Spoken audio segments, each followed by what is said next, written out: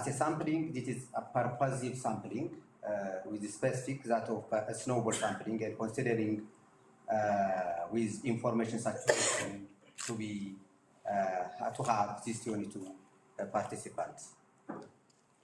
As a tool, we have a semi-structured guide using audio recording, field notice. These were a tool used for data collection purpose and as analysis, inductive approach with thematic analysis using,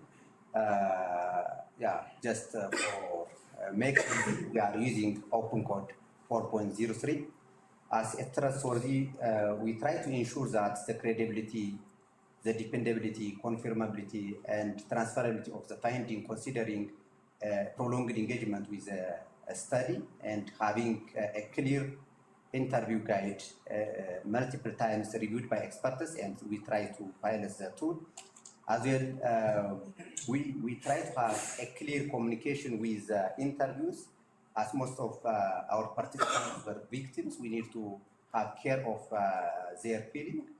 And we try to make up audit trail to maintain all documentation. We made a decision while data collection because we are facing to have the data while people is victimized have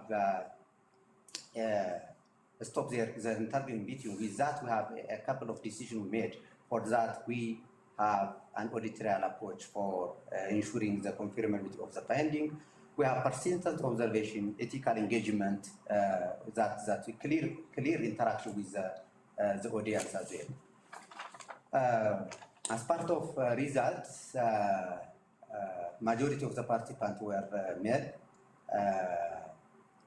We have teachers, civil servants, from merchants, from students, legal advisor, community leaders, police, and public health emergency management officials were also included as a study participants.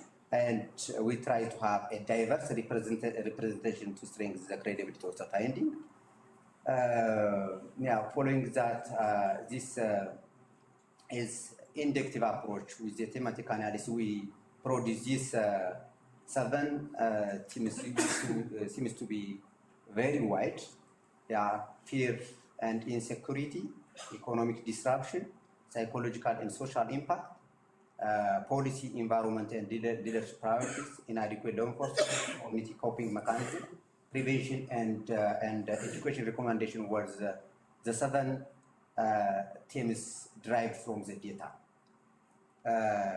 Coming to each of the term, fear and insecurity, I think most of you may feel that fear is constant and widespread, which shaping the daily life of the participants. As a whole, people try to, people avoid their travel, work, school. This is the description from the participant. As I said, mostly women and children are especially vulnerable for this.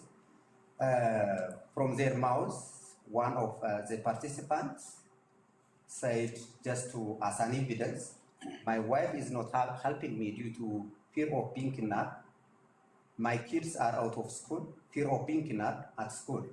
This is the quote from the participants to support fear and insecurity. Economic disruption and psychological and social impacts were another term. As economic disruption, this obvious that families obliged to sell their property, borrow money to pay for ransom purpose, and trade routes blocked due to this scenario. Health workers abandon forces in high-risk areas and local economy shrink under insecurity. This is the economic disruption impact as reported from the participant.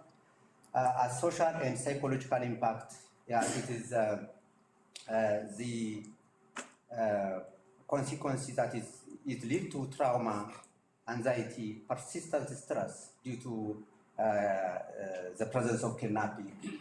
abduction and extortion, and family breakdown, stigma and victim. These are the common thing is repeatedly explained by the participant.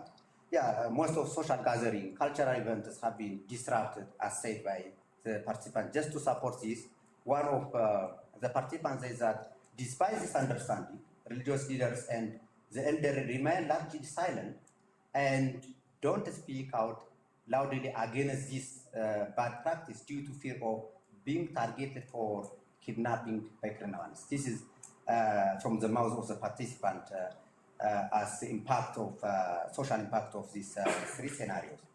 The third is about that is policy and leadership priority. As they said, conflicting interest influence crisis response, communities perceive institutional inconsistency and limited political prioritization for the issue.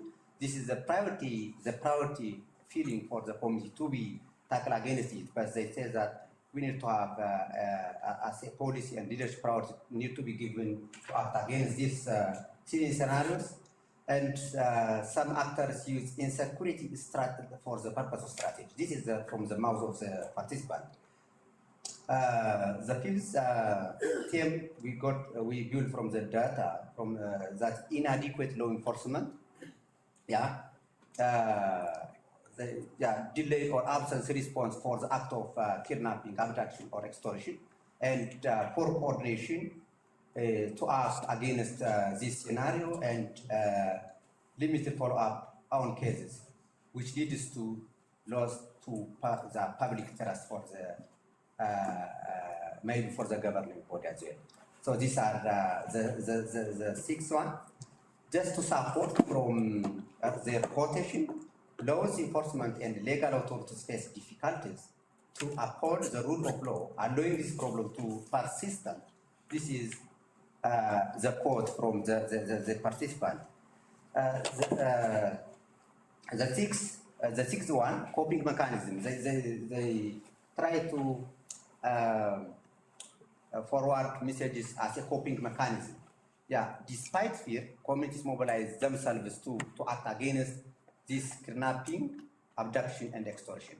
Yeah, from the grassroots level, they have established night patrols. Maybe you, in your surrounding, you may be part of these night patrols, and local communication networks they have. When they hear something about for abduction or kidnapping or extortion, they call up each other to act against that. This is the coping mechanism they are following.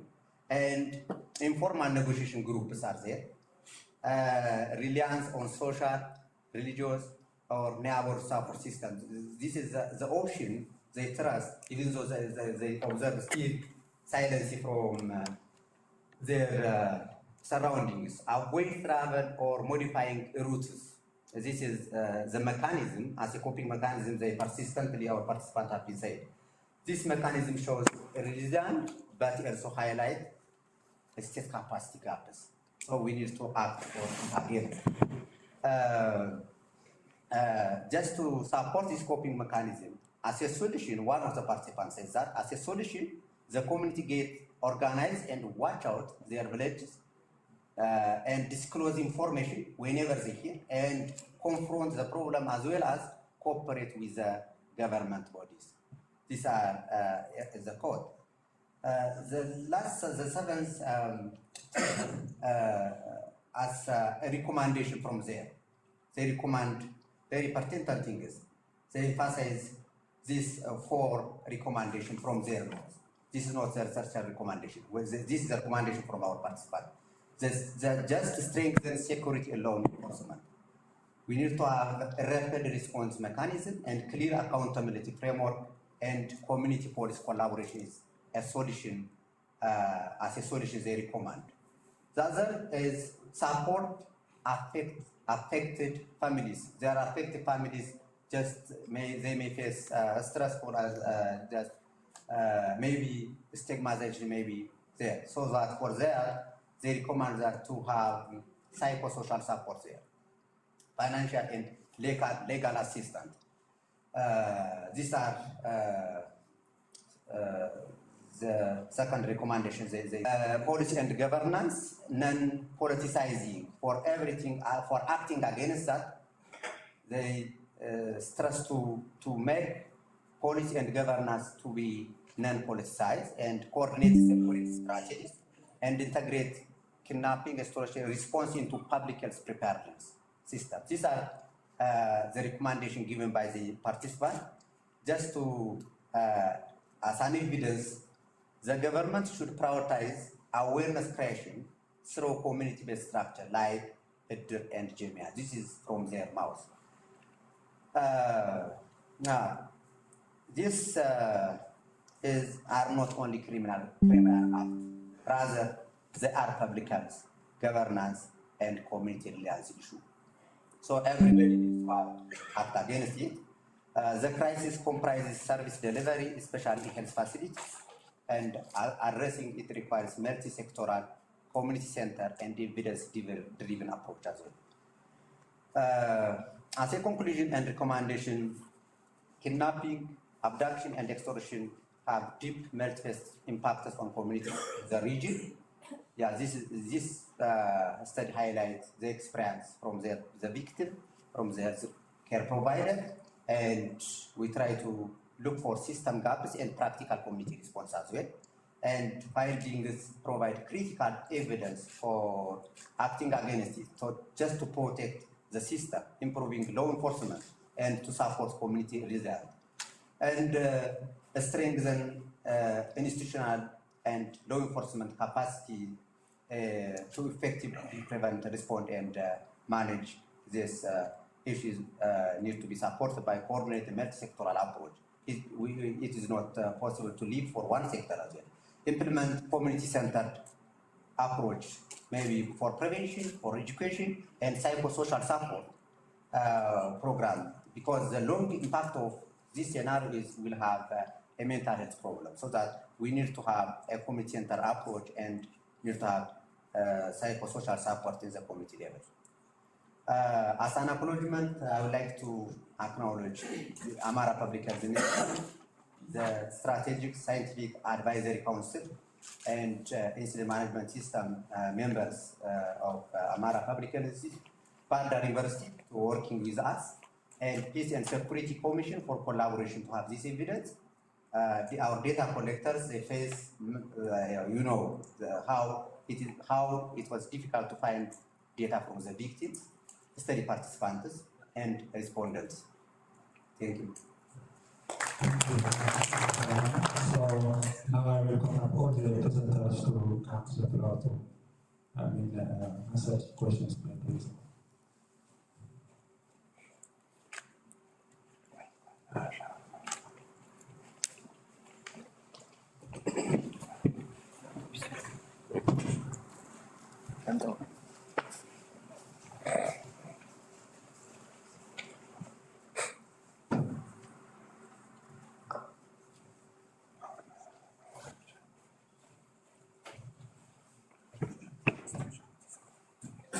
Maybe I'm asking questions very straightforward and even very clear and precise, specifically to the presentation I will. And maybe I will be very happy if you don't have even more than one question. So now it's time for you to ask questions for the presenters.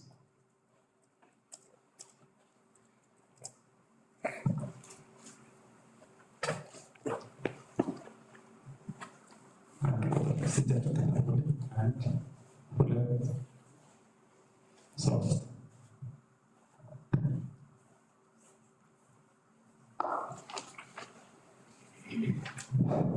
Thank you very much for giving me this chance, and thank you very much for the presenters. I think and I feel that the issues raised are really critical situations that affect the well-being of the population in the region and more. So my comment, I have comment actually, not question, on the last presentation regarding the trafficking, human trafficking. And I think, as far as my knowledge is concerned, human trafficking, including for different purposes, is the second or the first criminal business in the world.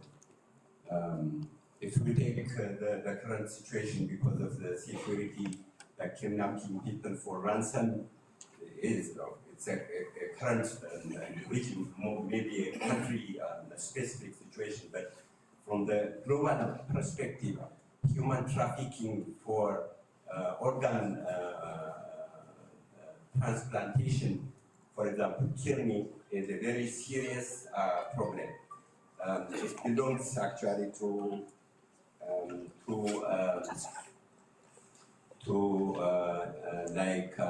counterfeit drug and weapons, small weapons like cords and flashes and bombs. Selling these three important criminal businesses that people make in billions.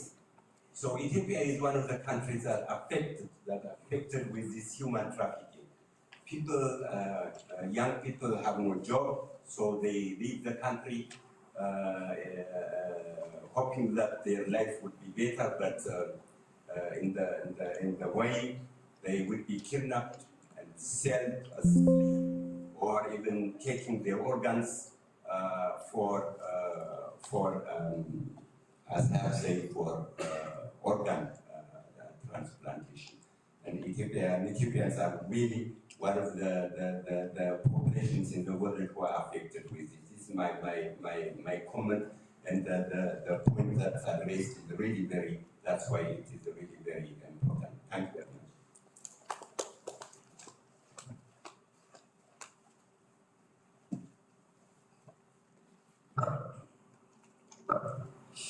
Thank you very much. The question is, it was a nice presentation, and ideas for the issues are current.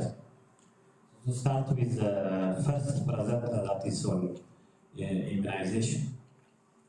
It says that budget allocation is zero, particularly when part of result. Soap is zero, and freezers or something percent in the next. With this value, the overall it was very good, and it says 87.9%. How this could be? And what will be your final conclusion here? And another question is for the third presenter. It was timely and interesting. በአማርኛ ባረግ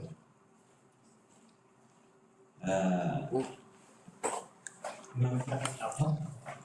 በነፃነት የመንቀሳቀስ መብት የጣሰ ስራ ነው ብዛት እየተሰራ ያለው እና ከዚህ አንጻር የተደራጀ ሰውን እንደፈለገ ሰርቶ እንዳይገባ እያደረገ ያለው ነገር ስለሆነ ይህንን የሰብአዊ መብት የሚጥስ ሆኖ አግኝቼዋለሁ እና ለዚህ ምን ሪኮሜንዴሽን አለ ነው የአንድ። ሁለተኛ ጥያቄ ደግሞ ቪክቲሞችን ስታገኝ እንዲሁ በትክክል መረጃ ሰጠውኛል ብለህ ታስባለህ? እነሱን ለማግኘት ሳልተቸገር አመሰግናለሁ።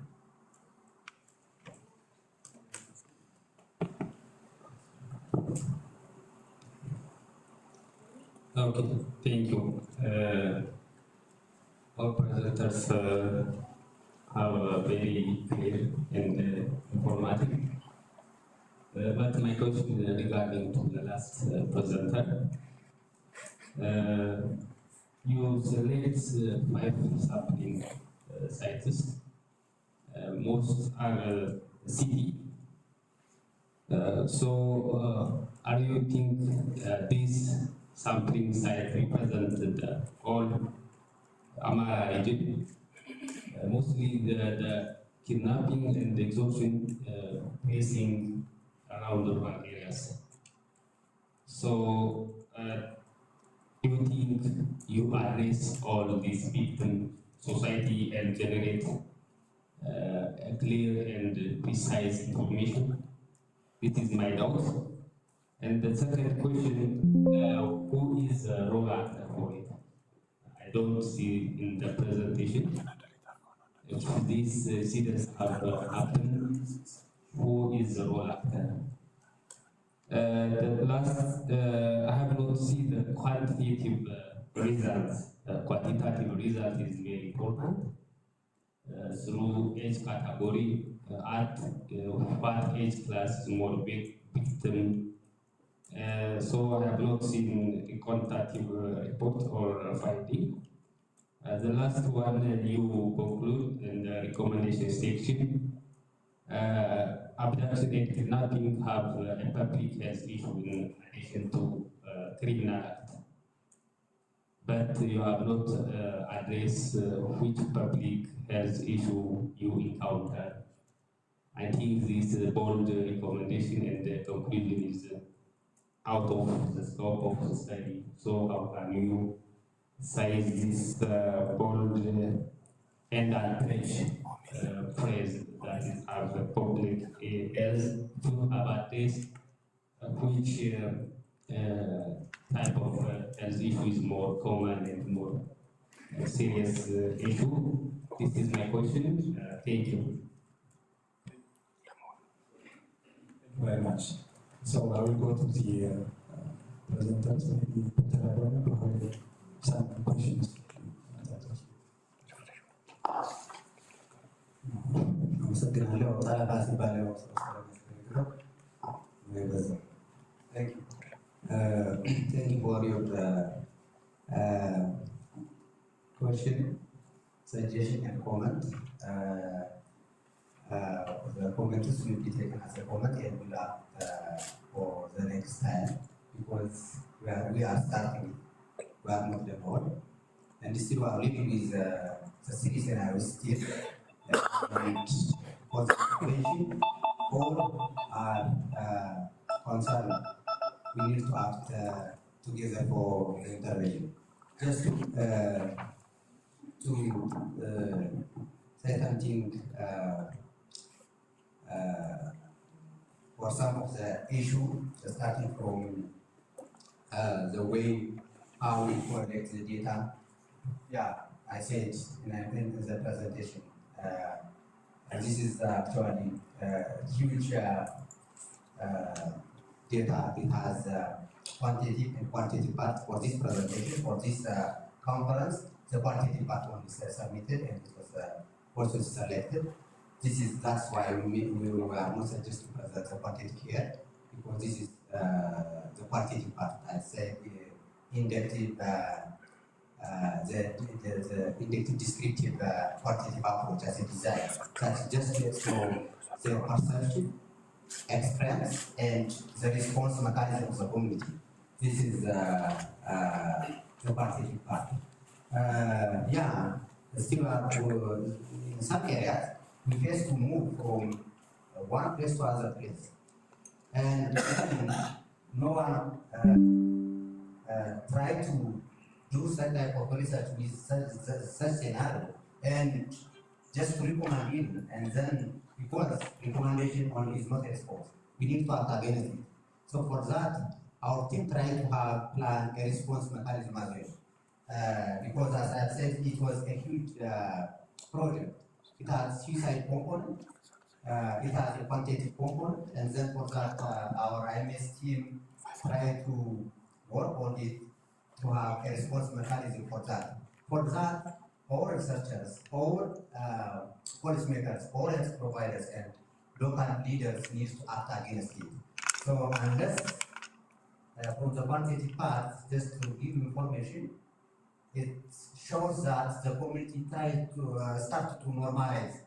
Just do you mean normalize? መለማመድ ይሄ ነገር የተለመደ ነገር ሰው ሲታጠብ ሰው ሲዘራ ሰው ሲወሰድ የተለመደ ነው። ጀስት ዲድ የሚደረግ ሰው ጠፍቷል።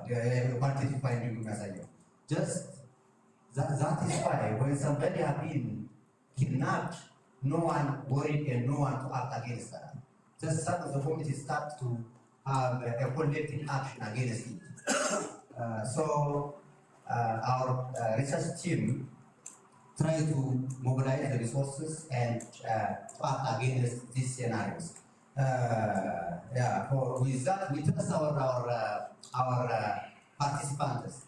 The data they given is, we totally trust that because we trust them. They are our best choice for that evidence. We trust the evidence we get from the participant. It is not easy to find the data from the victims. In B2, they left us, and then we wait for some hours, and then we visit them again for the next 3 or 4 days. This is not as easy as other data collection mechanism. We face many challenges, but we get important data from them, and we thank for that. We trust the data. Whatever they tell, that's true, because they are dealing with the victims. They are the one we are suffering the issue, and whatever they speak is that's correct with response as a data. As a representative, I already said this is quantitative. We are not talking about representation, just to act against for that specific scenario. We are not saying that the problem does not exist in the rural community, but the problem is there in these 5 cities as well. So, as all you know, qualitative data is not for generalization. Rather, we need to act for context-specific intervention. So, this acts as an initial point, and researchers having this idea, we can act against for the rural community as well. But because the problem is widely spread, not only in Amara region, but beyond the Amara region. For a role actor for this kidnapping, abduction, and extortion, I think we recommend this for peace and security officials, because we are public experts, we are public researchers. We use that against for public sponsor. We are not to act against for the one without acting for that. This is very important critical point. Why we are disseminating it somewhere as a regional dissemination workshop, this issue has been raised. That's why we need to act collaboratively from different sectors, and then we need to look for the actors for this kidnapping. Unless we are not acting for those, this kidnapping, abduction, and extortion may not be happen. Thank you.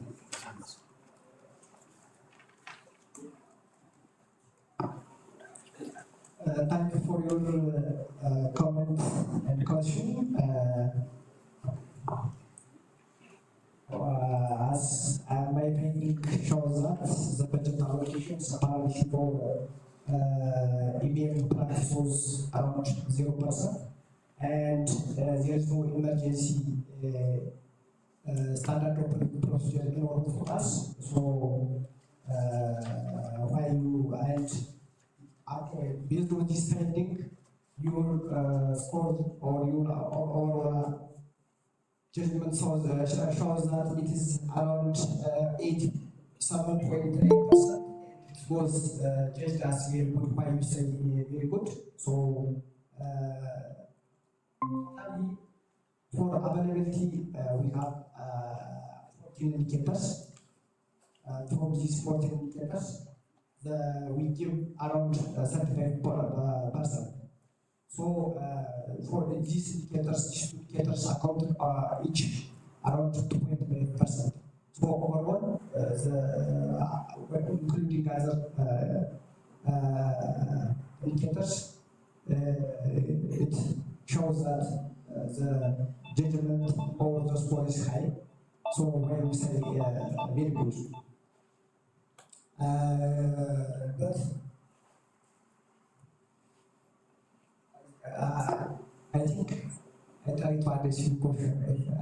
I missed. Okay, thank you for the presenters for their nice response. So So now, please give your hands to the presenters.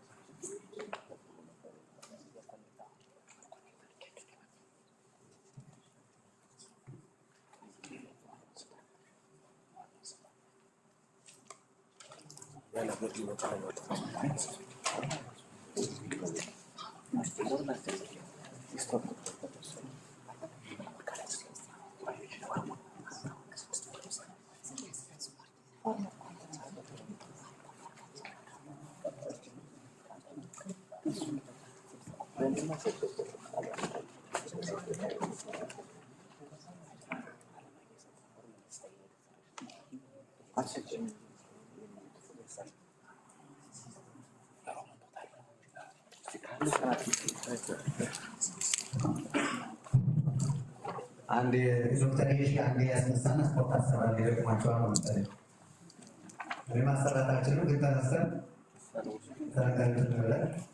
and the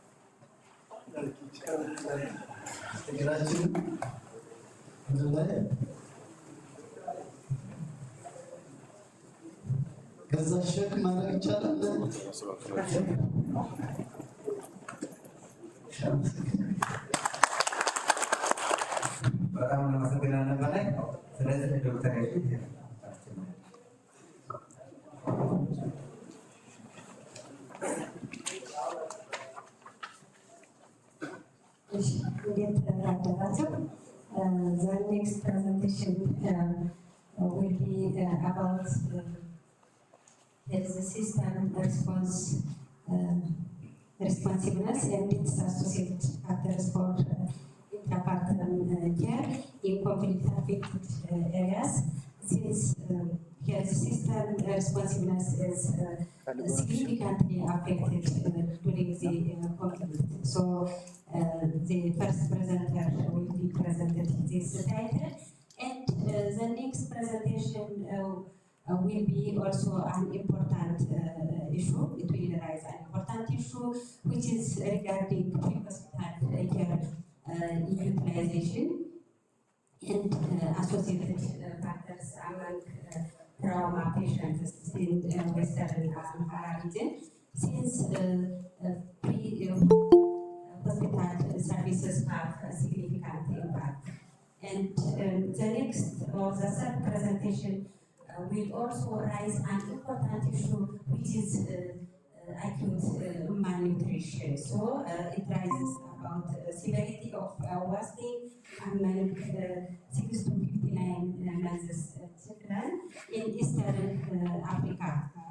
And it used MLT-level proportional odds analysis that considers the hierarchical nature of data, and it also considers the ordered data. So I kindly request the 3 presenters step by step by starting from the first presenter. Thank you.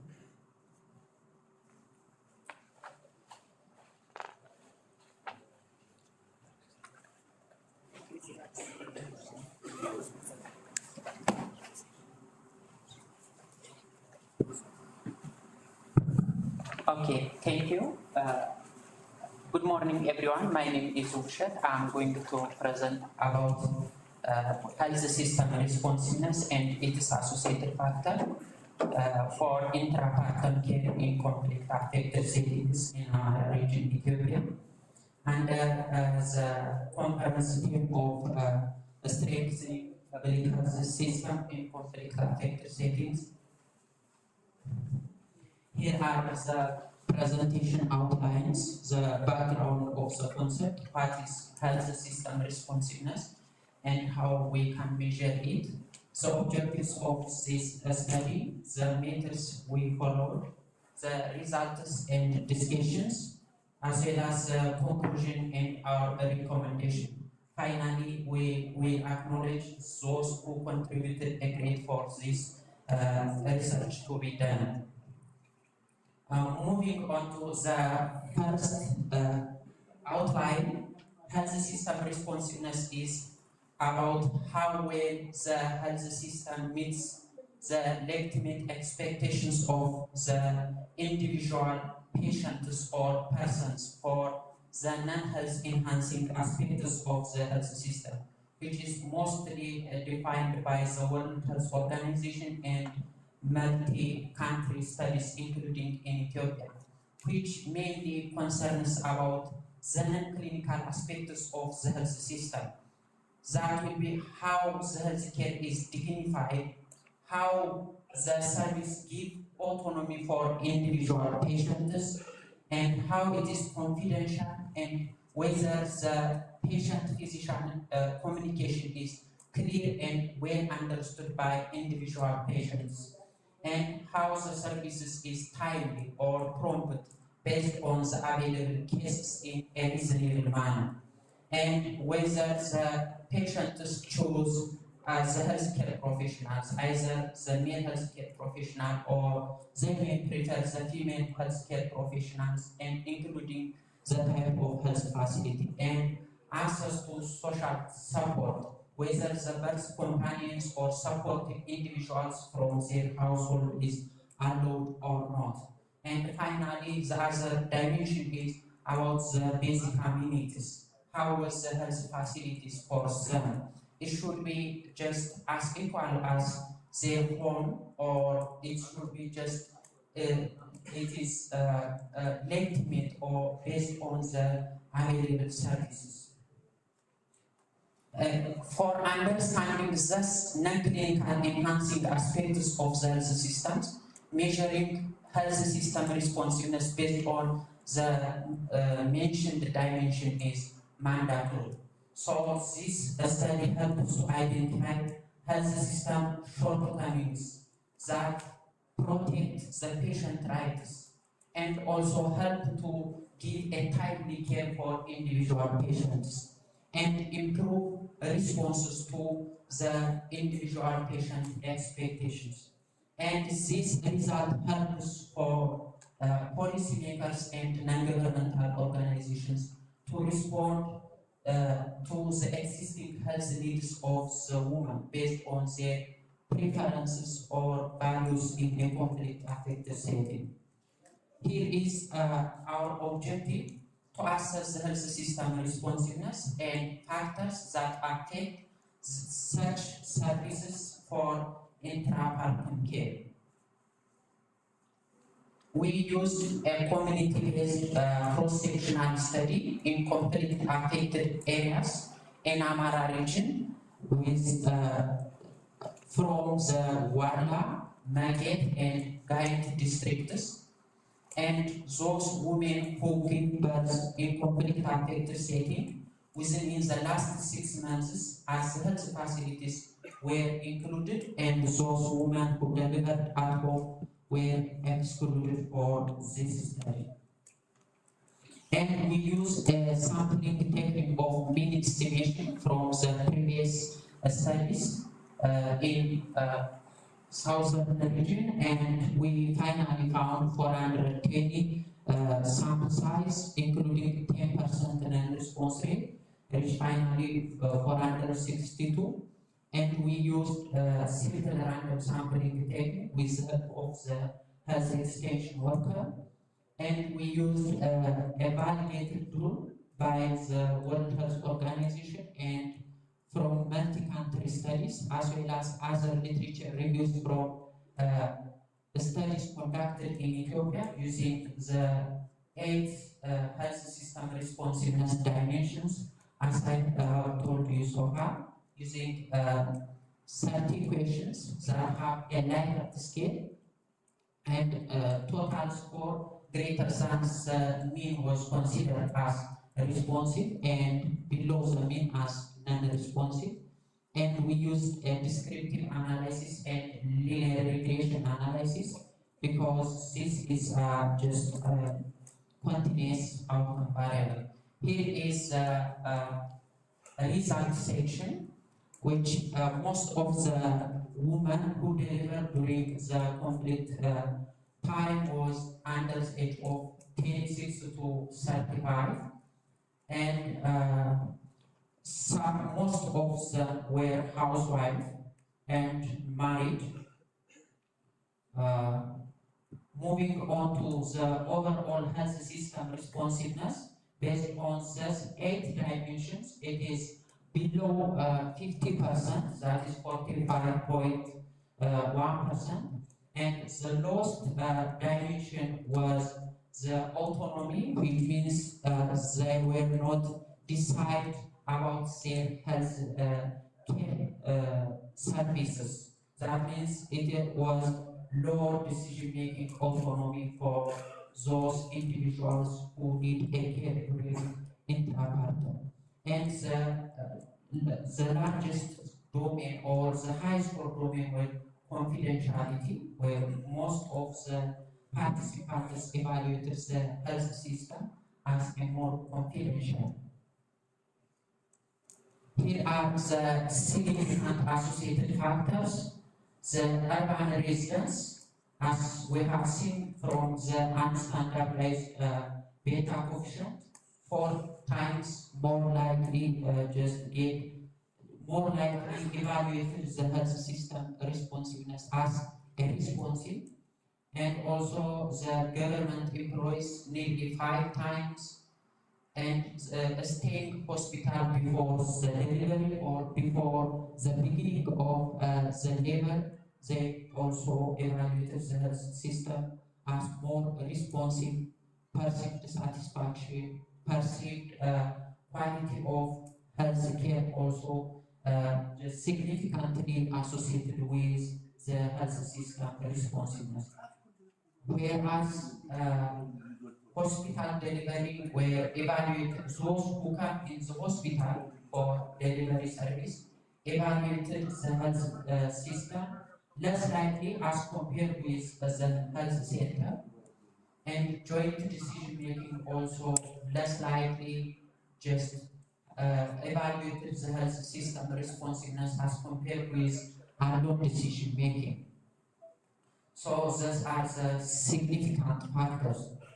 Moving on to the conclusion and recommendation, more than half of the mothers who gave birth rated the health facilities where they received care as unresponsive or below the mean score. The finding is lower than results of previous studies conducted in Ethiopia. The reason may be the effect of conflict. Moving on to the conclusion and the recommendation, as you have seen, there is below 50% of the women evaluated the healthcare system as unresponsive for intrapartum care, the care which is given from the level to the immediate health as unresponsive. So we recommend the national government and non-governmental partners carefully fulfill women's expectation of health system in conflict-affected settings by assessing their preferences or expectation or values and apply that during the healthcare delivery. Special attention also should have to be given for the autonomy dimension.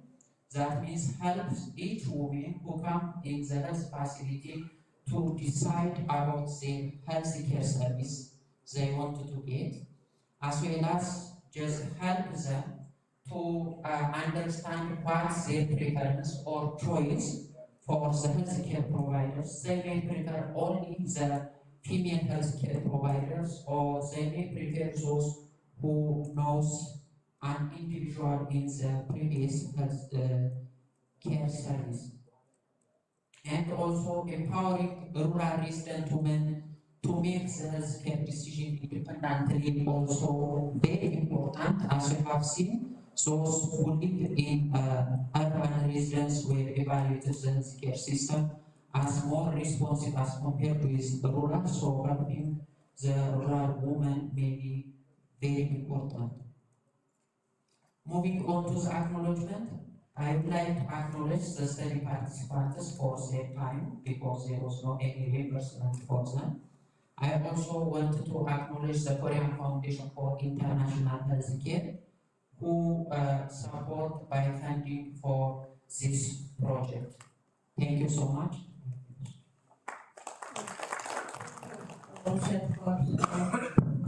Presentation. The next presenter will be Tamaskan. You have 50 minutes.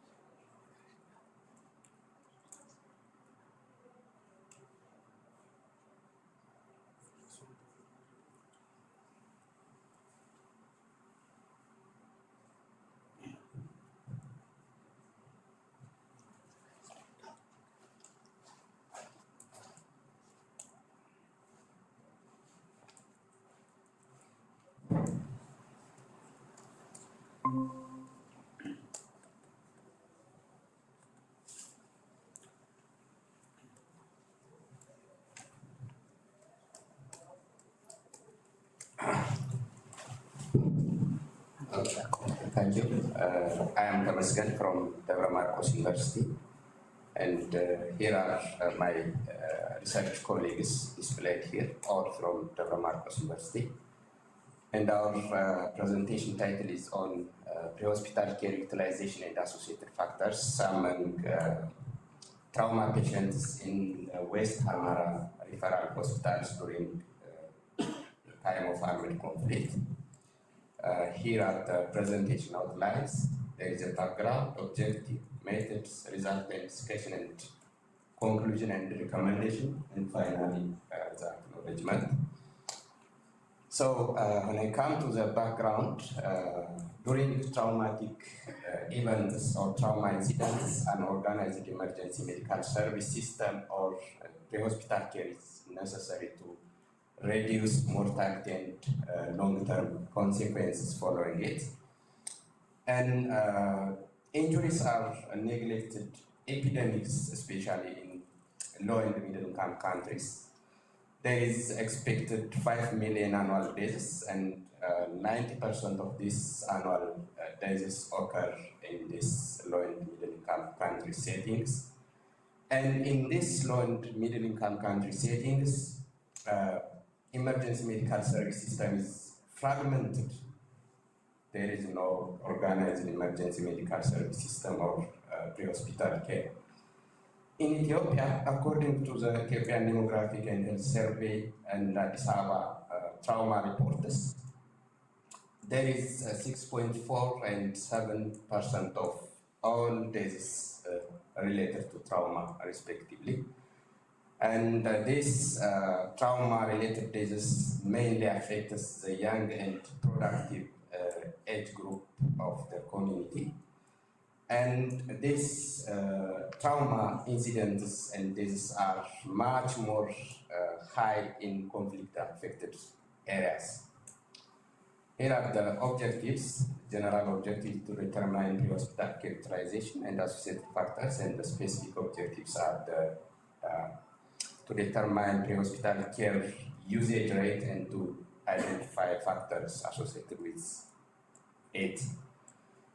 And methods, we have used a mixed method, a concurrent mixed method approach.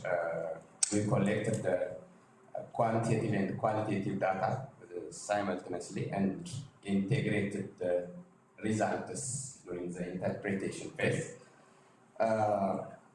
And the data were collected from the Marcos, Rolegion, and Falegeot referral hospitals, and used from 580 trauma patients, and we used binary logistic regression to identify factors associated with the pre-hospital care use. And qualitative data were collected through semi-structured interview guide with healthcare professionals and trauma victims who were presented to the emergency departments of the mentioned hospitals. And the qualitative results were reported in line with the consolidated criteria for reporting qualitative research. And we used the reflective thematic analysis approach using the WHO emergency care framework as a guide. And we have integrated qualitative and quantitative findings to comprehensively understand the hospital care utilization. Result of discussion. The pre-hospital care utilization rate were estimated to be about almost 50%, but our operational definition for pre-hospital care were modest. We didn't use the standard definition for pre-hospital care. At least some kind of care with professionals or with the community were considered as a pre-hospital care. And this number is not representing the standard one. And this result seems higher than the earlier Ethiopian reports, which is about 29 and 16% in other similar studies. And in India, 23%, as well as in Nigeria, 2.3%. And this increments from the previous ones may be due to the improved community awareness, stakeholder engagement, and recent emergency care investments. And about 27% of traumatic injury incidents were caused by gunshots.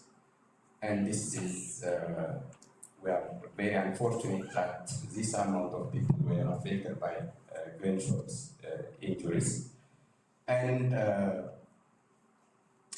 these gunshot injured individuals were 8.6 times more likely to receive pre-hospital care than those affected by other means of mechanisms of injury. Only 15.8% arrived by ambulance, showing reliance on non-emergency medical services and transport mechanisms. Many of the victims were presented to the hospital using private cars or on foot or something like that. And only about 16% were used ambulances, and this implies improving pre-hospital care access because about 50% received the pre-hospital care, but the pre-hospital care were not timely and were not using the standard one, like using ambulance transportation and providing pre-hospital care at the scene or at the site of injury, as well as doing transportation were minimized because of this low ambulance usage rate. And the median pre-hospital time were about 5 hours, and only about 50% present to the emergency department within 1 hour, which is a golden hour of trauma care. Patients should be presented to the emergency department within 1 hour or 60 minutes, but in our case, only about 50% reach to the hospital within 1 hour. This indicates that delay in reaching to the hospital. And these delays might be due to poor road infrastructure, weak emergency medical service system, or limited ambulance service. And this is also supported with the qualitative findings that there are 4 teams. Among the 4 teams, the one is C. So there is low awareness and no emergency communication at the scene to provide pre-hospital care. This is supported by quotes from healthcare professional interviewees that the issue is not quality but lack of knowledge about the pre-hospital care. And another responder says a major obstacle is absence of centralized, well-publicized emergency contact system, making it difficult to for the people to access care when care is required. And the other thing, during transport, there is scarcity of ambulances as described by the interviewees, and long response time and reliance on private taxis or foot transportation. And this is also supported by quotes from the healthcare professionals as well as patients. There are not enough ambulance and necessary medical supplies to care, to provide hospital care with transportation. And when we then transported him using a horse to the highway where car transportation was available, and we were struggling financially to cover cost of transportation. This was a quote from one of the patients interviewee. When it comes to the factors associated with pre-hospital care use, rural residents, the odds of pre-hospital care among rural residents were 4.8 times higher, and this might be because urban dwellers may rely on hospital care because, as we all know, hospitals are available on urban areas. So when people get injured, they simply rush to the hospitals. And people with low literacy rates have lower EMS or emergency medical service or pre-hospital care use, as indicated by an adjusted odds ratio of 0.54. And penetrating injuries less attended pre-hospital care, and this might be due to distress or urgency of the condition, so that people with penetrating injuries may use any available support or care at the scene or at the community rather than rushing to the hospitals or calling ambulance or something like that.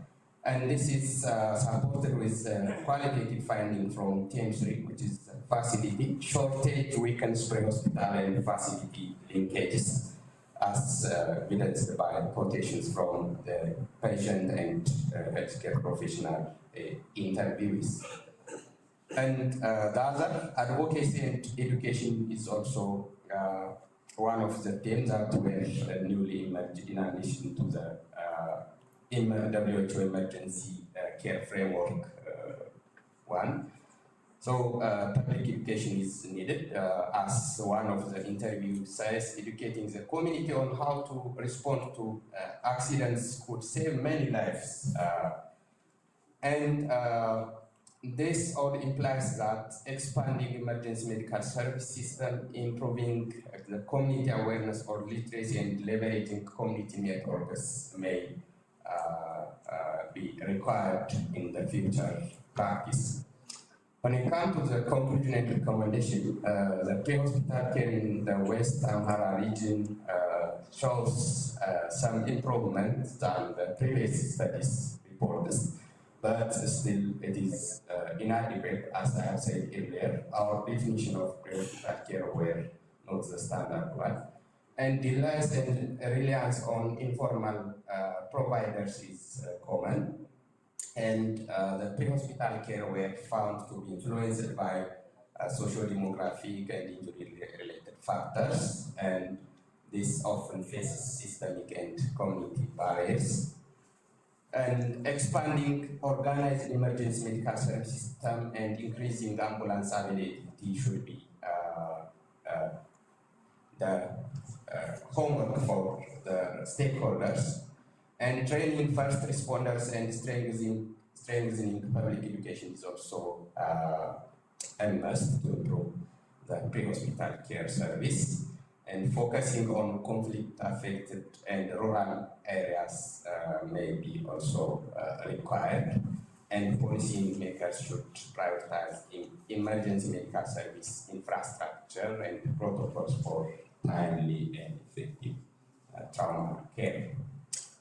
I would like to extend my gratitude for Dr. Marcos University for funding this study and our study participants for their cooperation and participation, and the Ethical Review Committee and Research and Community Service Director is also acknowledged for their support.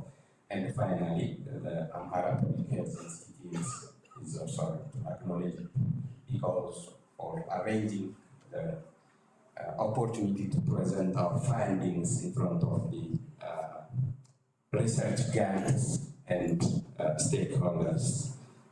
Thank you.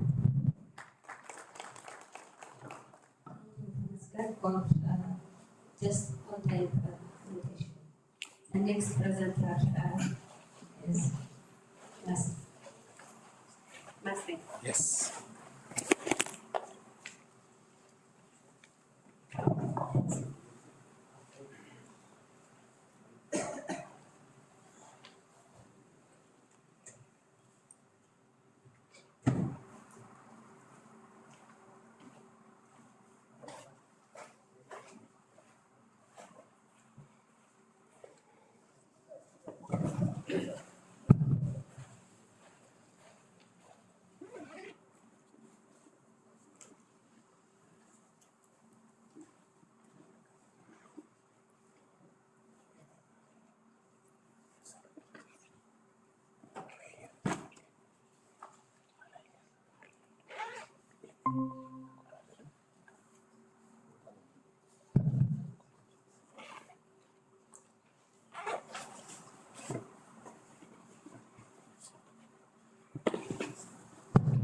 Thank you very much. My name is I'm from Juma University. I'm very much happy to present this presentation in front of you gave me the international workshop. So as you can see from this slide, my title is Severity of Wasting among children aged 6 to 59 months in East Africa. It is a multi-level proportional odds analysis. So this is the outlines, background objective. This is the outlines. As a background, wasting or acute malnutrition is a severe form of malnutrition and one of the public challenge for morbidity and mortality of under 5 children, and it is a challenge for both developing countries, for both low and middle income countries. Just to explain some burden as globally and in the region, in sub-Saharan African country, globally, 45 million children under 5 affected by wasting, and wasting is one of the contributing factors for undernutrition, and it contributes nearly 45% of under 5 deaths in the region. This burden is very high in sub-Saharan African countries, and the prevalence ranges from 5 to 7% in East Africa. Why wasting matters is that why we are interested to conduct this research, because it affects physical growth, the cognitive development, and the immunity function. And this is really a very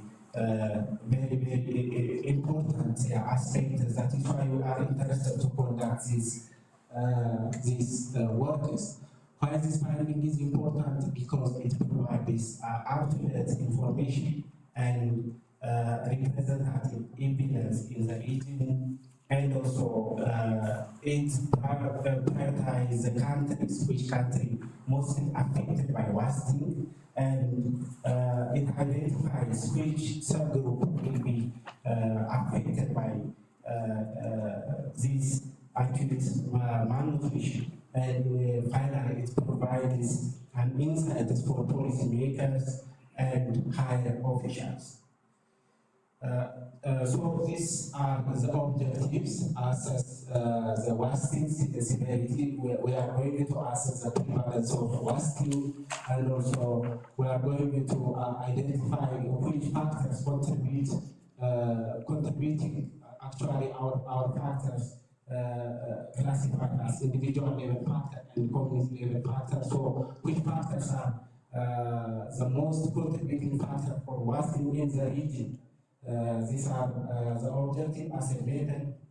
Since we are conducting our study in DHS data, the DHS data is population-based cross-sectional study for the last time setting is for the last decades in several East African countries. As we know, East African country is a diverse geographic and socio-economic condition. Despite its like political instability, conflicts, and also high burden of infectious diseases, food insecurity. These are the common challenges in East Africa. And also, this is the data source actually after following to the approval from the DHS program office. We obtain the data from major DHS, and also we analyze the data from key records. We have included a total of 42 or more than 40,000 children in this analysis with the age group of 6 to 59 months. This is our sampling process, two stages, cluster sampling. The first stage is selection in enumeration area with PPS and the of the household per enumeration area. So these are sampling procedure. Our dependent variable is severity of wasting. It is our outcome variable follows some sort of order. That is why we use multi-level proportional odds analysis, because our outcome variable is based on actually the WHO child growth standards. Independent variable, as I have mentioned, the independent variable classified as mainly individual level variable and community level variable. So the individual level variable classified as household characteristics, maternal characteristics, and child characteristics. And also the independent variable for community level aggregated by using the individual level variable as low and high and categorized by its cluster media. When the cluster media less than the national median value, it will be considered as low. When the cluster media greater than or equals to the national median, it will be considered as high. The statistical analysis is multi-level proportional analysis because the nature of our data is higher, a multi-level proportional odds model. And also the hierarchical nature of the data. This data is hierarchical nature of the data, that is why we prefer the multi-level proportional odds model. We have carried out 4 models. The first one is null model without X predictors.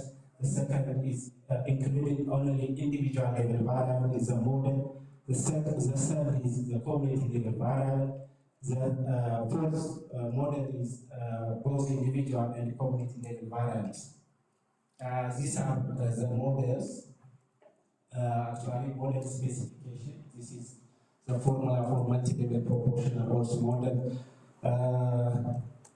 The second point is the results. The prevalence of, as you can see from this slide, the prevalence of wasting among children in East Africa, overall prevalence was 7.2%. Of these, 5.7 moderate acute malnutrition and 1.5% severe acute malnutrition. This prevalence by country, Ethiopia is one of the top with severe acute malnutrition, followed by Comoros and Madagascar. Whereas the lowest prevalence of wasting was recorded in Rwanda, which was 1.1%, followed by the second lowest, Uganda, 3.5%. Here we have background characteristics for descriptive statistics based on their individual level characteristics. It is more than 1/3 of the mother had primary education or less, and of the mother delivered at home in the last decade. Similarly, more than 1/3 of the mother had first a child before the age of 8 years. Here we have a child characteristics. Almost the same distribution of male and female was recorded in this data, and the vast majority proportion was single births, and the size of child at birth, near to 50% of the birth was normal, whereas 20% of the observed data was small and 28% was large. In terms of recent illness, 90% fever, 23% cough. For the sake of time, I will proceed to the next slide, which is a model summary. The model summary, as you can see from this slide, the significant clustering effect, the p-value is significant. This confirms that the need of multi-level modeling. Multi-level modeling is an important to handle this data. So the p-value is significant. And the null model indicates that 9.1% of the variability of wasting was contributed by the difference of the cluster, due to the difference of the cluster,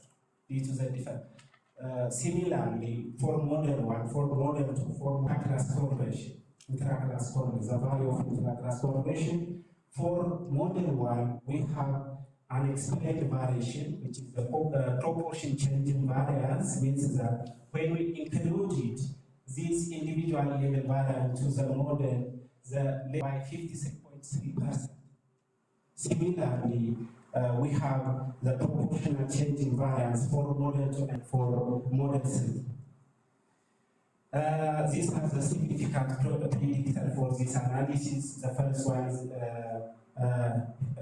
visited health facility, educational level of mother, maternal BMI, sex of child, size of child at birth, and age of child, and also recent illness. These are predicted in this analysis. So, as you can see from the odds ratio values, no health facility visit increases the severity of wasting by 50%, also severity of wasting.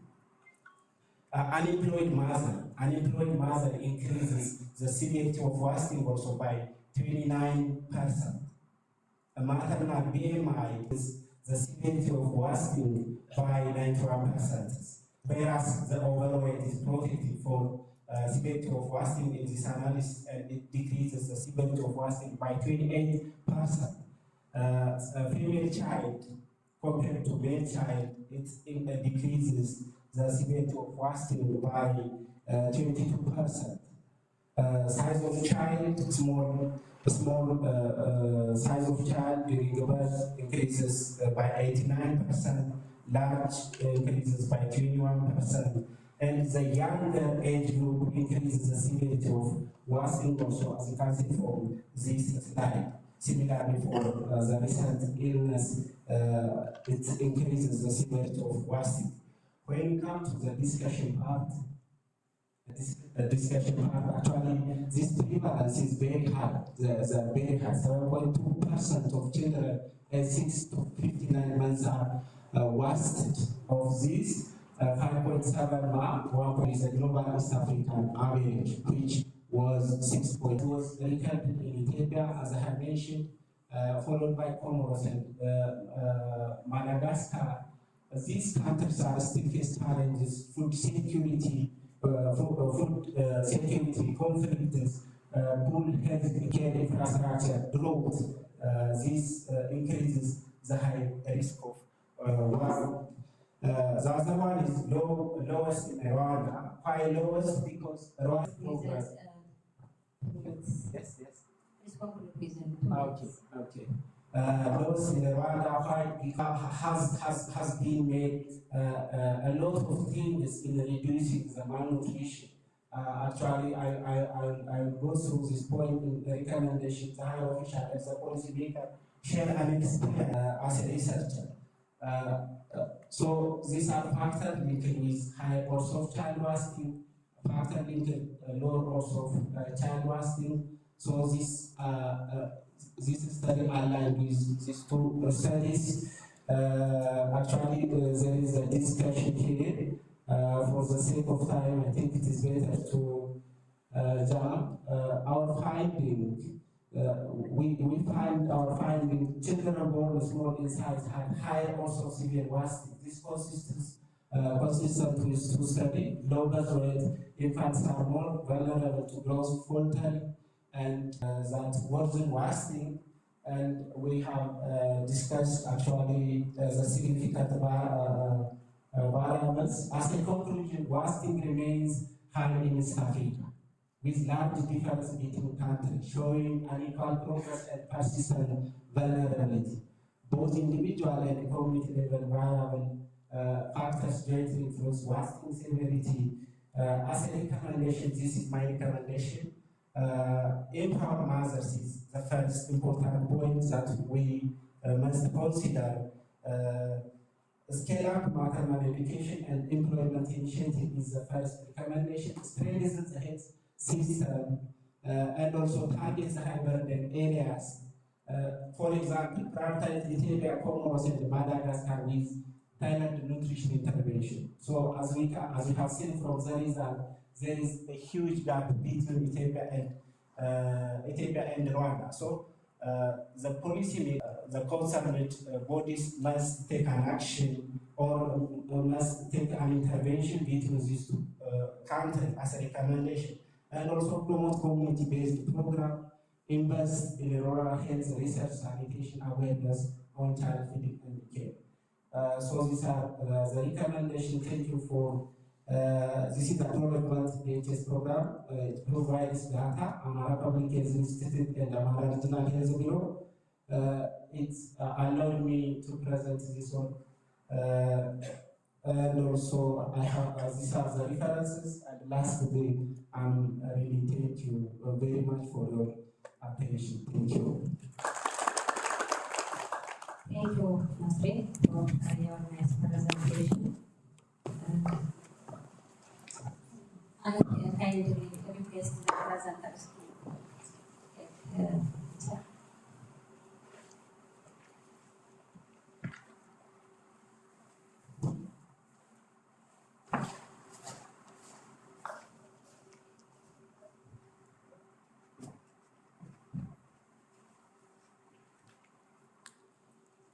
Okay.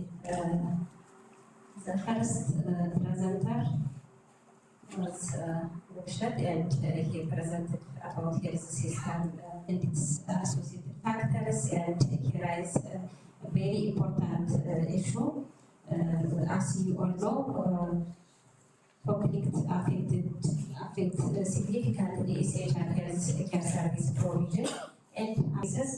Intrapartum care is the one, and so the process or by the conflict, and he finalized or he presented his result as 45.1% health system responsiveness, and he identified different factors like residency, government employment level, and staying in the health institution, and the like as giving a positive response for health system responsiveness. And he recommended all the stakeholders to act to improve health system responsiveness. The next presenter, Tamaskan, presented about pre-hospital care utilization and associated factors among trauma patients, and he raised an important issue since pre-hospital care is vital to reduce mortality as well as long-term consequence, and he used both mixed methods, was qualitative and quantitative methods to explore challenges or barriers, and again he reported as nearly 50% traumatic patients utilize pre-hospital care, and he also identified challenges. And the last presenter presented about an important issue, which is severe wasting and its determinants.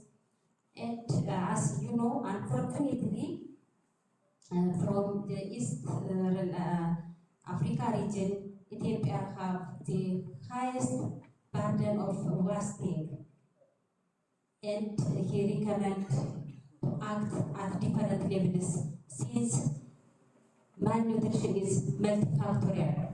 Different factors at different level, at the higher level or community level, as well as factors at the community level have its own consequences. Now the floor is open for questions, comments, and suggestions.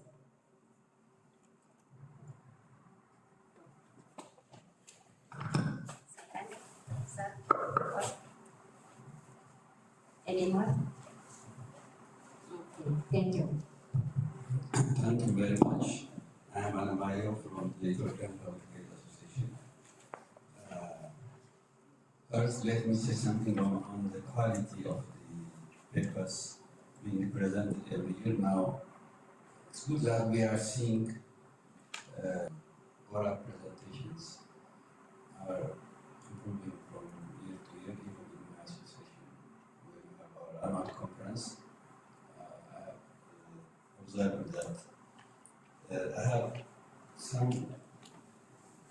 questions, maybe comments for the first and the third presenter وبشر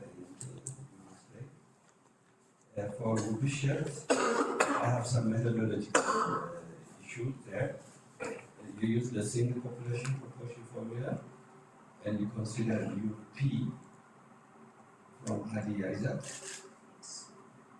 Yeah, I'm afraid if, yeah? Yeah, the P, the proportion of your outcome, when you calculate that the sample size, you consider it P from Hadi Isaac or I'm mistaken? Anyway, could be me or, but my concern is Hadia and the study area that he considered are the same setting. That's my concern. Because you mentioned conflict.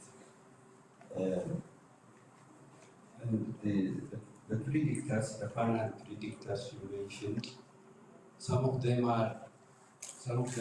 cannot be changed over time.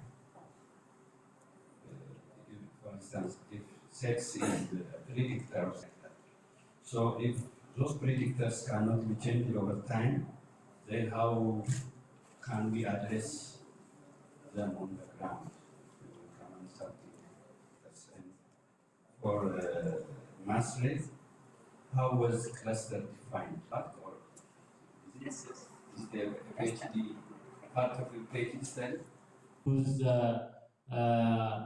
just odds ratio, I mean just longitude, I mean just level by just hierarchical model by say more low, moderate and high. What is your clear justification? What is your clear justification? So just I'm not sure. Just even most of books or statisticians say that just to use a clear multi-level model, it is better to say 10%. If it is less than 10%, just it's better to use the classical one. So since your ICC is nearly 9%, just you are intended to use the multi-level. How much you are sure? Most of the time is someone say 5%, but most says that if it is less than 10%, just it is better to use the classical one or just without going into the multi-level or cluster level analysis. Thank you.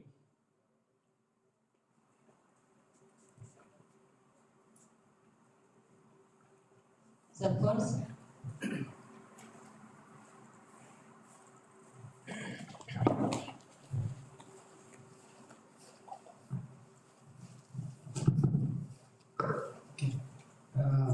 thank you very much, the presenters, for the nice presentation. I just wanted to ask a couple of questions out of curiosity. Maybe the first and the second presenters. So the first one, you mentioned about the health system responsiveness, and as you have stated, there are about 8 components. From my understanding, 8 of them actually are directly related to the health professionals' behavior program. I mean, most of them are actually linked to how the health professionals probably behave during patient care or associated activities. And majority of the respondents are not satisfied. The satisfaction or responsiveness is about 45%. And therefore, none of your recommendations actually are related to, towards the components related to the health professionals' behaviors or whatever. So I was expecting, is there anything that I still say to improve the health system responsiveness in relation to the health professionals? The second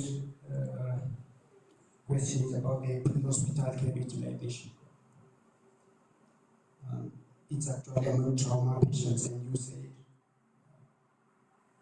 the magnitude is about 50%, and then only 15.8 were arrived by ambulance.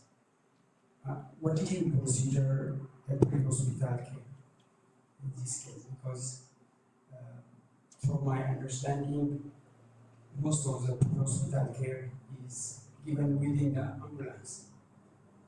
Because I don't think the rural community is aware of how to handle bullet wounds.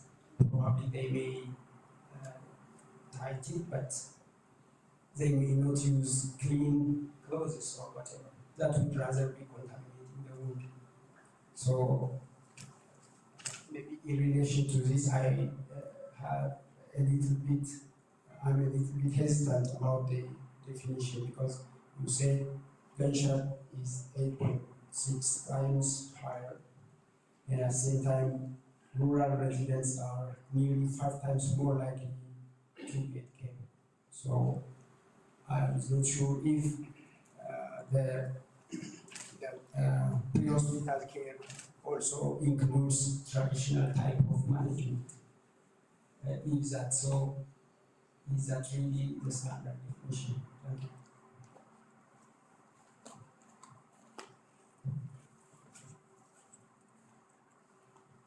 Yes, the group questions were raised, so please respond.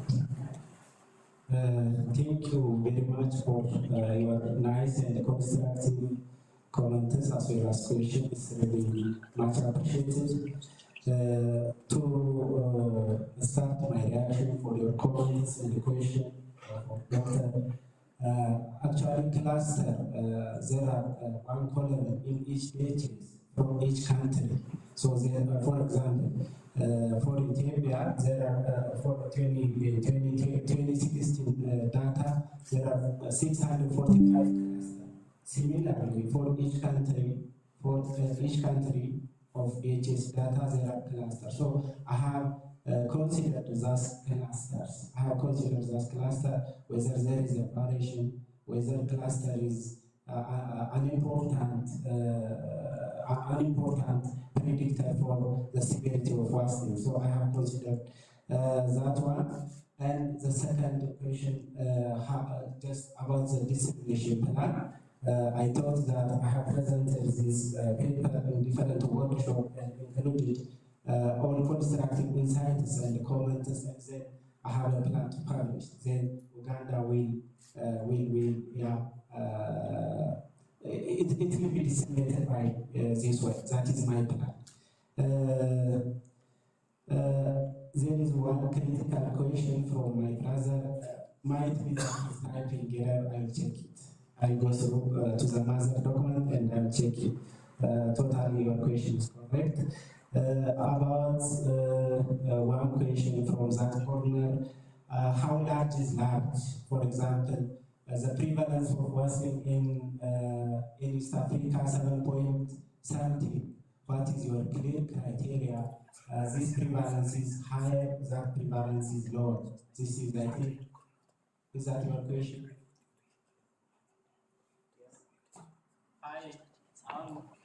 ዌስቲንግ እንደ ሀገር ደረጃ የትኛው ደረጃ ላይ ነን ያለ ነው?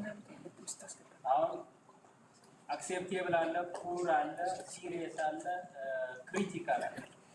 ከዚህ አንፃር ያንተ ስተዲ 7.2 አካባቢ ነው እና እንደ ሀገር ደረጃ ስናሳየው ኢዚት ክሪቲካል ኦር ሲሪየስ ነው የሚያሳየው ነው እንጂ ኮምፓሪዥን አይደለም። በዛ ሌቭል ክላሲፋይ የሆነ ነገር ሳይሆን ምሳሌ አሁን የWHO ሪኮሜንዴሽን አለ በ2025 ሌቨል ኦፍ ዋስቲንግ ከ5% በታች መሆን አለበት። ከ5% በታች ያ ከ5 በታች መሆን አለበት ይላል የWHO ሪኮሜንዴሽን። በ2025 ሌቨል ኦፍ ዋስቲንግ ቢሎ 5% መሆን አለበት ይላል። ስለዚህ ይህንን we can take this as a reference point and we can compare the prevalence of our country as well as our region, the East Africa. So this is my perception. This is the point that I want to present this finding. So, በዚህ መልክ ነው ፕሬዘንት ለማድረግ የፈለኩት። Actually, just my reference WHO አሁን ያልኩት WHO ሪዛልት አለ። So ከእሱ አንጻር ስናየው ከእሷ አንጻር ስናየው የኢስት አፍሪካ ፕላስ በኢስት አፍሪካ ያሉ ካንትሪዎች ፕሪቫለንስ በጣም ከፍ ያለ ነው። እንዳልከው ይሄኛው ፐብሊክ ኮንሰርን ነው። ከዚህ በላይ ከዚህ በታች ቢል ነገር ካለ ሸር የምታደርገን ነገር ካለ ሃፒ ያ ቱ ሂር ፍሮም ዩ።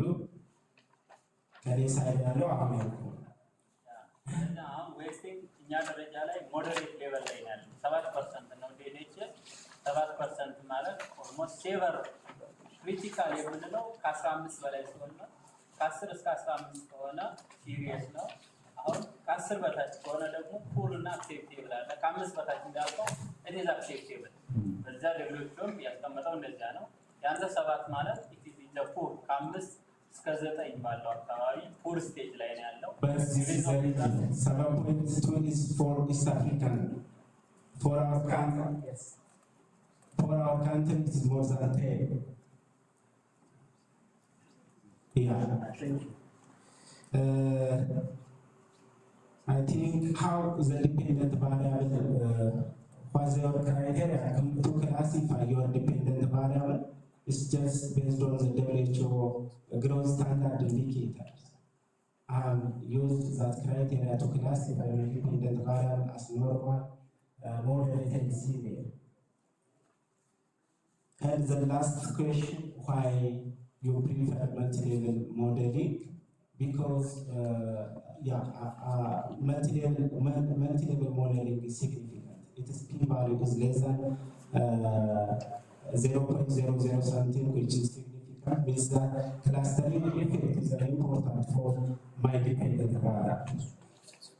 So these are the points that I have on my side. Thank you for your time. Please inform them about which ATS data was included during the analysis. Yeah, I have included all available data collected in the last 10 years, from 2012 to 2022. For example, if the anthropometric measurements of our country, for example, I took the 20 cities because the anthropometric measurements was not included in 2019. So I have included for the last 10 decades in East Africa if the anthropometric measurements were included or were measured. So this is. Okay, thank you. One of the audience forwarded a question regarding presentation, which is on the definition of hospital care, I think. And you said that only about 15% were transported using ambulances, but you said that the hospital care were about 50%. Of course, as I have mentioned earlier, we haven't used the standard definition of pre-hospital care, but it doesn't mean that pre-hospital care is only transportation through ambulances. It includes on-scene care or care at the site of injury, and care during transportation, as well as care in transportation and on-scene care and facility care linkage system. So we use it at least one segment of the hospital care. If that is performed, we use it as pre-hospital care were provided, not only the ambulance transportation systems. Even arranging early access to transportation is also considered as pre-hospital care. Providing simple bleeding control mechanisms, immobilization of broken bones were also considered as pre-hospital care. Even calling ambulances and making them available to take that victim were also considered as pre-hospital care. That is why, as I said earlier, our definition were not only on the ambulance service, rather any kind of care that can have a contribution to save or preserve life until they get definitive care in the hospital setting.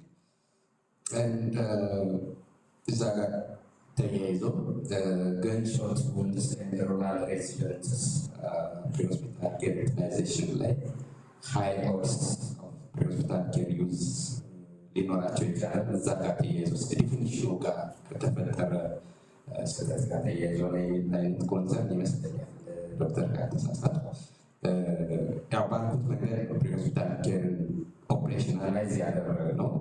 ሶ እንግዲህ our justification for high odds of using pre-hospital care for rural residents and people with gunshot injury might be because most of the community perceives gunshot injuries as more severe and requiring urgent care or avoiding delays in caring or providing care with available equipment at home until he or she reach to the hospital. The same is true for rural residents. As we all know, our road infrastructure is poor.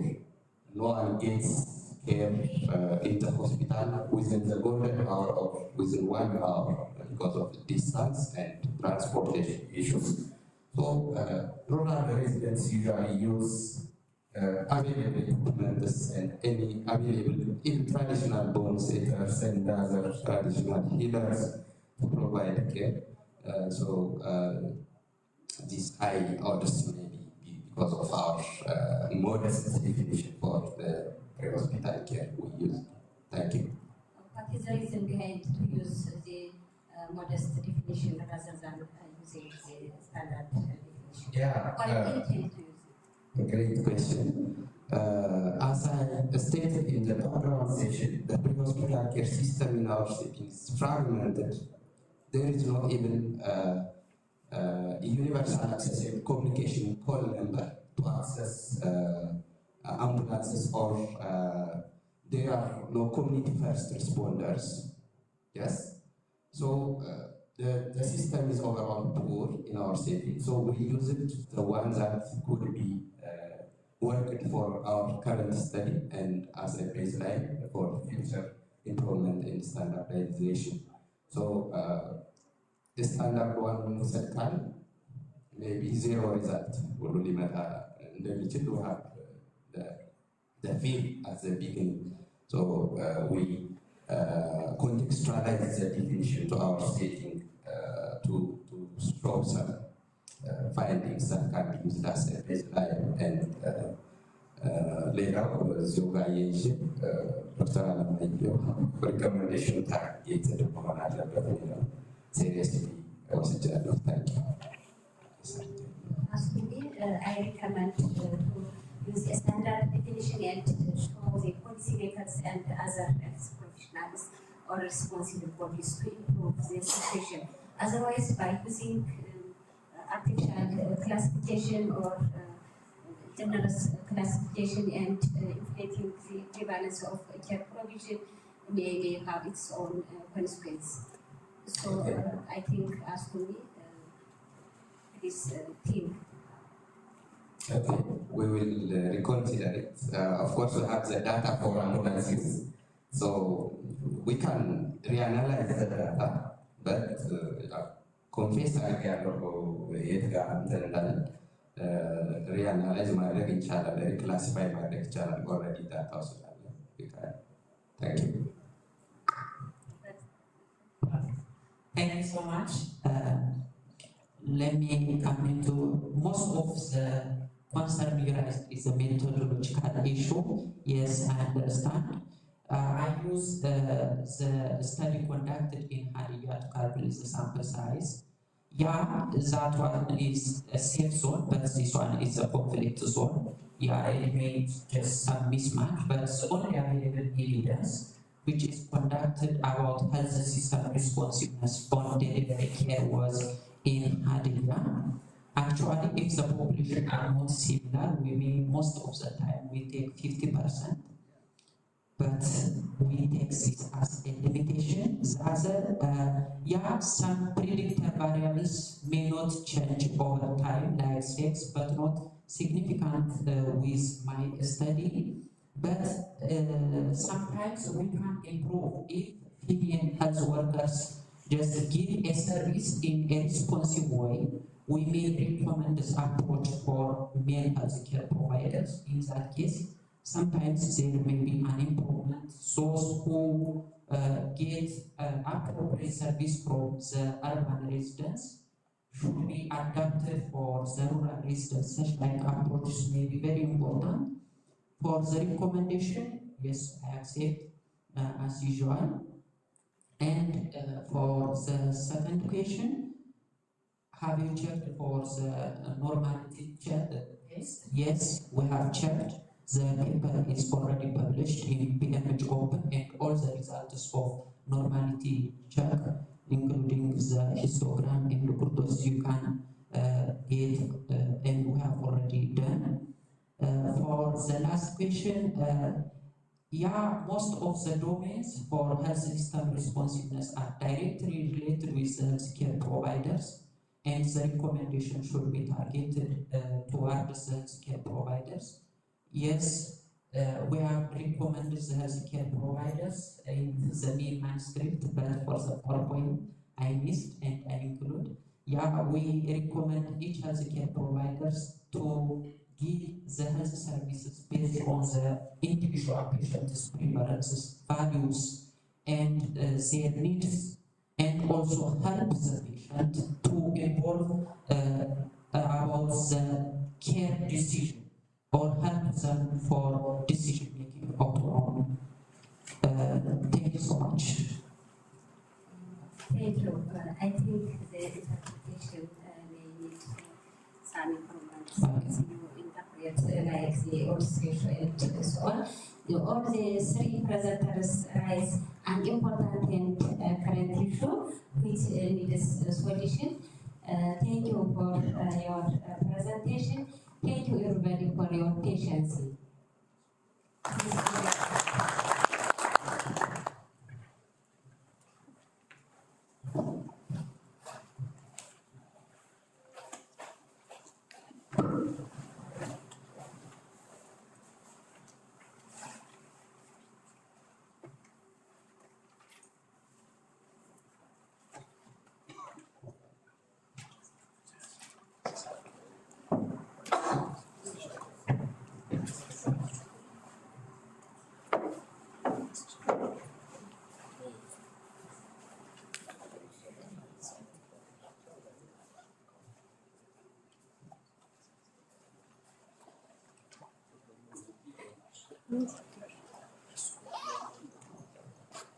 የጠዋቱ ሴክሽን በዚህ ሁኔታ አልቋል።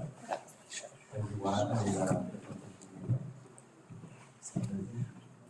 መዋቅር ደርሰናል።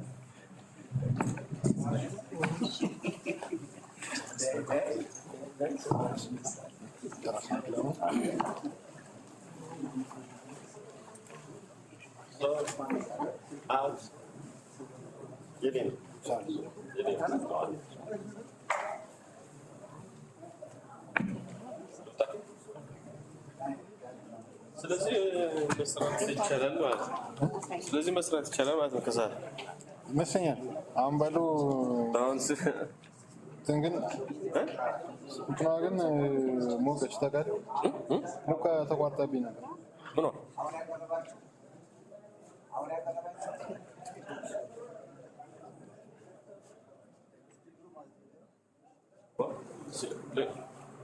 እስከዛ ኮምናት ይቻላል